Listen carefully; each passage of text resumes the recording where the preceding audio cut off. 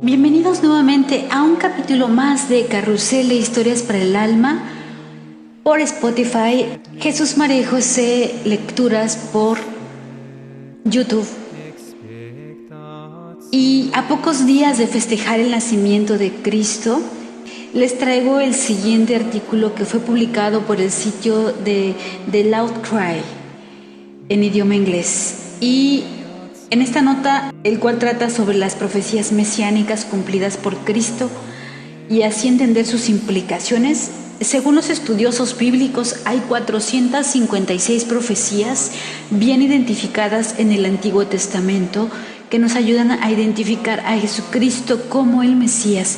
Por supuesto que no dejo de lado lo dicho por nuestro Señor, que bienaventurados serán los que no viendo crean. Pero Jesucristo cumplió 456 marcas de identificación que se predijeron en el Antiguo Testamento. Y para cumplir las 456, la probabilidad de cumplirlas, solamente 48 de ellas de las 456 marcas de identificación, es una probabilidad de 10 a 157.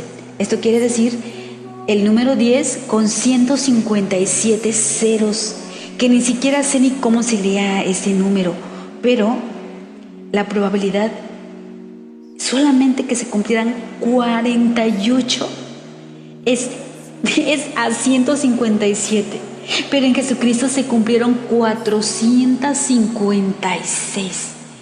Estas profecías se hicieron o predijeron cientos, a veces miles de años antes del nacimiento de Jesucristo, y literalmente las cumplió a todas ellas, por lo que naturalmente es imposible que Jesús no sea el Mesías, el Salvador del mundo.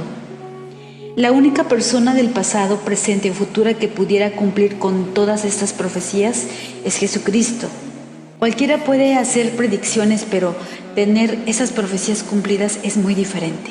De hecho, que todas ellas hayan sido hechas a futuro y con el detalle que fueron realizadas, es menos probable que el cumplimiento sea preciso como lo fue.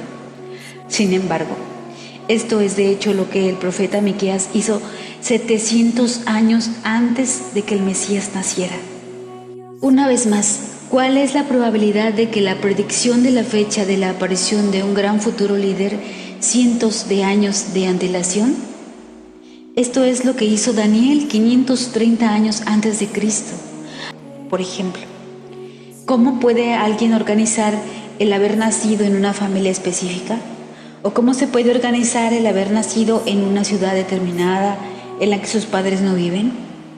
Por último, ¿cómo se puede organizar de ser Dios? De hecho, puede ser posible que alguien finja una o dos de las profecías mesiánicas, pero sería imposible que una sola persona pueda organizar y cumplir con todas estas profecías. Solamente el día de hoy voy a mencionar las que nos atañen por el nacimiento de Jesús y su cumplimiento, lo que se dice en el Antiguo Testamento y cómo se lleva a cabo en el Nuevo Testamento. Una de las profecías es Miqueas 5:2.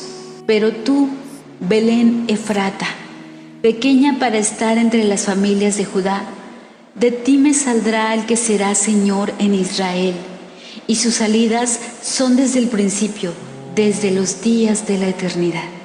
En el Evangelio Lucas capítulo 2, versículo 4 al 7. José también, que estaba en Galilea, en la ciudad de Nazaret, subió a Judea, a la ciudad de David llamada Belén, porque era descendiente de David. Allí se inscribió con María, su esposa, que estaba embarazada. Mientras estaba en Belén, llegó para María el momento del parto y dio a luz a su hijo primogénito. Lo envolvió en pañales y lo acostó en un pesebre, pues no había lugar para ellos en la sala principal de la casa. Antiguo Testamento, Isaías 7:14. Por tanto, el Señor mismo os dará señal. He aquí que la Virgen concebirá y dará a luz un hijo, y llamará su nombre Emmanuel. se cumple en Mateo 1:18. El nacimiento de Jesucristo fue así. Estando desposada María su madre con José, antes que se juntasen, se halló que había concebido del Espíritu Santo. Del Antiguo Testamento, Salmo 72:10. Los reyes de Tarsis y de las costas traerán presentes, los reyes de Sabá y de Seba ofrecerán dones. Y esto se cumple en Mateo 2:1. Cuando Jesús nació en Belén de Judea, en días del rey Herodes, vinieron del oriente a Jerusalén unos magos. ¿Y qué dice la ciencia?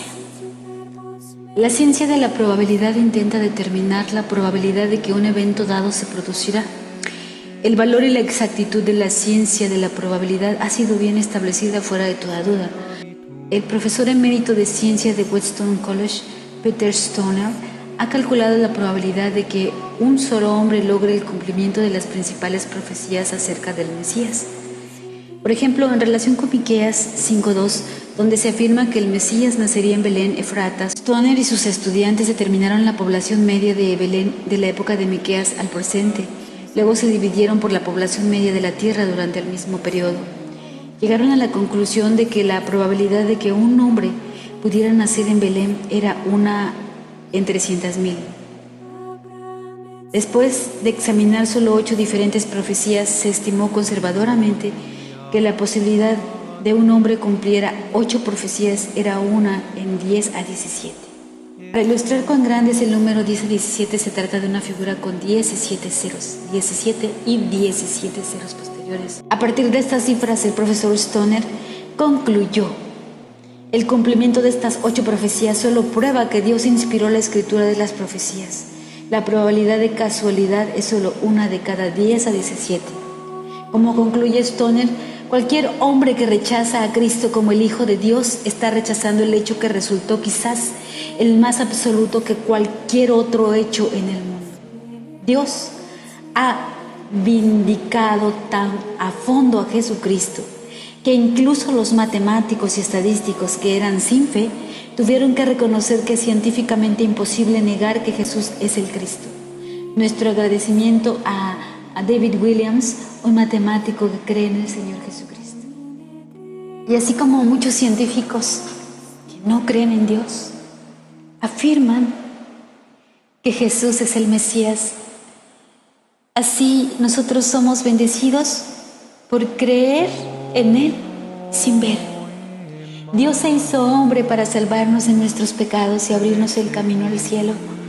Debemos maravillarnos con el hecho de la encarnación, imitar a Cristo en su pobreza, humildad y pureza. Por primera vez Dios entra a formar parte de la historia humana. Desde ese año en adelante la historia se dividió en 2, antes de Cristo, después de Cristo. Desde el momento de la encarnación del Hijo de Dios, el mundo no ha sido igual. Llegó la luz a vencer las tinieblas morales del hombre. Llegó la vida para imponerse a la cultura de la muerte. Llegó el camino para mostrar a los hombres errantes en este valle de lágrimas el rumbo al cielo. Hay nacimientos que han afectado todo un país o un imperio, como fue el caso del emperador César Augusto. Pero este nacimiento solo tuvo repercusiones sobre los hombres de su tiempo. El nacimiento de Cristo afectó a todos los hombres de todos los tiempos y lugares. Él es el Salvador universal. El Verbo se encarnó para salvarnos, reconciliándonos con Dios. El Verbo se encarnó para ser nuestro modelo de santidad. El Verbo se encarnó para hacernos partícipes de la naturaleza divina. Nos lleva a pensar en nuestra vida tan pobre en comparación con la de Cristo. También tiene su trascendencia, pues Dios nos da una misión. Tenemos nuestras almas que salvar. Estas almas son las personas que Dios ha decidido salvar a través de nuestras oraciones, nuestros sacrificios, nuestra actividad apostólica. Hoy más que nunca la Iglesia necesita a hombres generosos, dispuestos a dar todo por la causa de Cristo, hombres decididos a predicar la verdad, hombres verdaderamente santos, imitadores de Jesucristo, ilusionados por darle a conocer a los demás, hombres conquistadores, fieles a la Iglesia en todo y convencidos de su misión vital en el mundo de hoy. Dios llega a través de la pureza de una virgen, de un Padre Santo, San José, su casto esposo. Qué bella lección también para este mundo tan ávido de placeres fáciles, tan hundido en los goces de los sentidos, tan exultante ante lo carnal y material, nos procura la pureza de Belén. Los ojos humanos se ciegan ante tanta luz de pureza. Ojalá que la pureza de Belén quemara hoy la impureza de nuestro mundo para hacerlo más respirable y luminoso. Más tarde Cristo explicó el porqué de esta opción. Bienaventurados los puros de corazón, porque ellos verán a Dios, en Mateo 5:8. Porque muchas personas no ven a Dios, no creen en Él, no lo aceptan. Las personas impuras más difícilmente pueden ver a Dios.